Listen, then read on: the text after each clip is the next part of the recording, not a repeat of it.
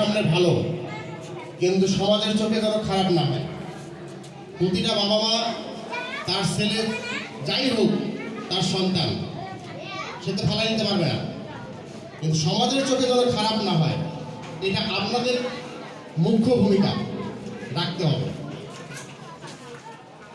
প্রত্যেকটা সন্তানকে সুশিক্ষায় শিক্ষিত করার প্রতিষ্ঠান হচ্ছে অভিভাবক। প্রথম প্রতিষ্ঠান হচ্ছে অভিভাবক। পারিবারিক শিক্ষা, কার সাথে কিভাবে কথা বলতে হবে, কিভাবে সামনের দিকে যেতে হবে, এগুলো পারিবারিক শিক্ষাগুলো আপনাদের কাছ থেকেই আপনাদের সন্তানরা শিখবে। তারপরে তো শিক্ষক। প্রথম প্রতিষ্ঠান হচ্ছে বাবা মা।